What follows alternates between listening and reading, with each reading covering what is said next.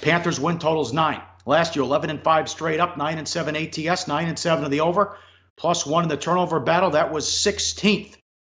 What a job last year. And it doesn't matter what happens to the wide receivers in the offense. They still win games, and Cam Newton puts up big numbers. Remember, going back a few years ago, he lost Benjamin in training camp.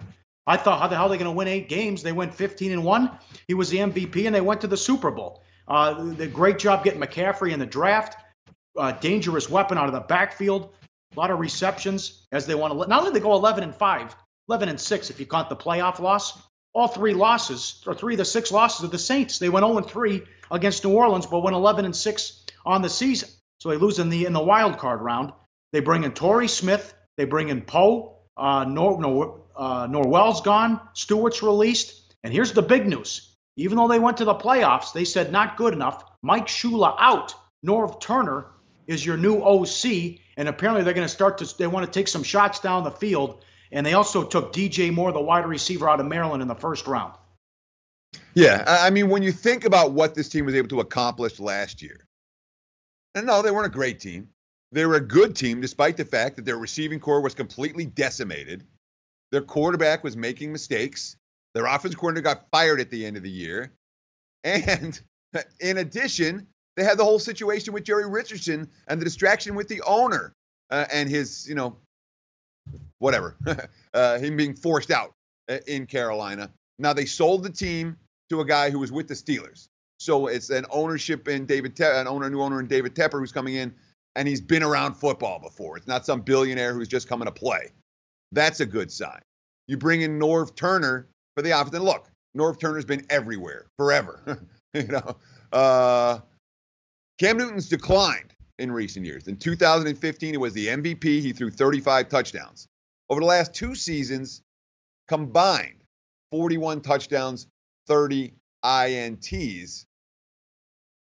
Norv Turner's got weapons. You talked about it. They traded for Torrey Smith. They draft DJ Moore, number 1. Devin Funchess comes back as their number 1 receiver. Christian McCaffrey as a playmaker out of the backfield. C.J. Anderson as a new power back. There's weapons for Newton to play with. There's a coordinator with a long history of designing creative offenses, but there's also some concerns. And this quote, really stood out to me. This is one of these anonymous talent evaluators. Quote, "It doesn't take a rocket scientist to see that Cam's footwork and technique have gotten worse. Did the message get old? Was it the coach's fault? I don't know. If Norv tries to do what he did in Minnesota, he could expose Cam," this exec said. "You cannot just make him a quick 7-step drop guy. You have to play to his strengths. Norm would like to be a 2-back guy as much as possible," which is not a bad thing with Cam because of all the run action and so forth. "But you need to give him 1-back stuff where he can run and make some plays." It's an interesting marriage, Cam Newton, Norv Turner.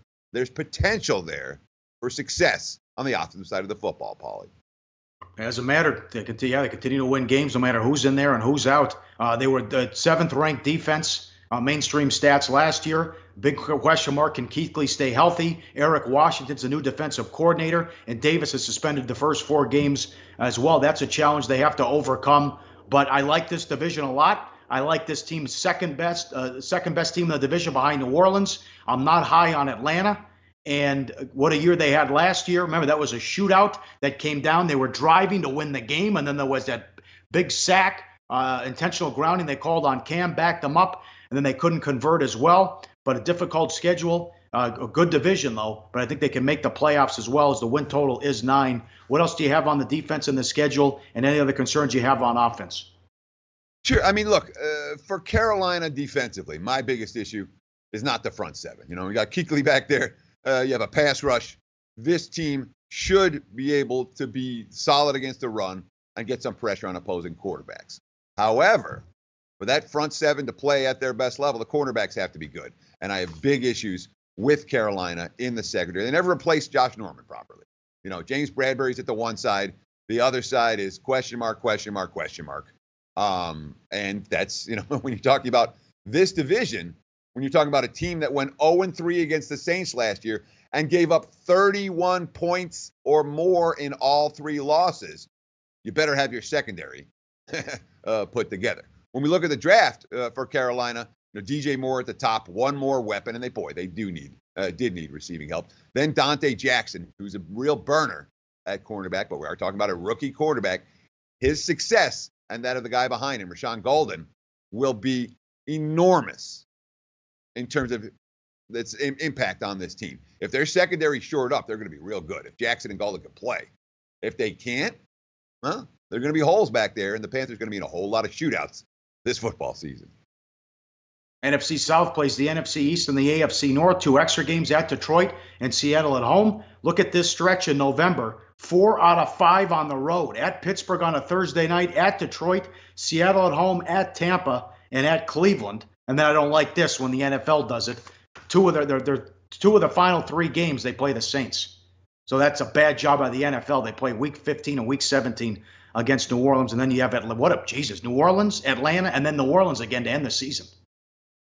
Yeah, look, it's not an easy schedule, but it's not that brutal either when you consider, look at where those road games are at. 3 of them are at Detroit, at Tampa, at Cleveland, all lined at the sub of 500 teams. We know how tough this division is. And we certainly know that they're 2 divisional opponents in the NFC East. You get Philly, certainly stands out in Dallas, who are both expected to be good. The AFC North, you got Pittsburgh and Baltimore, who are both expected to be good. But they do catch a break with those 2 extra games, Pauly. The Lions and the Seahawks. Seattle looks a notch or 2 down. The Lions look a notch or 2 down for where they were last year. That's in Carolina's benefit. And it's at least part of the reason why we've seen 2-way action on the Panthers and early over-under win total betting. This hasn't been a steam over team. This hasn't been a steam under team. But from a strength of schedule standpoint, Carolina a little bit easier than their top division rivals. Like the show? Help us keep the lights on. Please make sure to comment, share, and subscribe to all the Sportsbook Review videos. Thanks so much. Best of luck. Enjoy the game.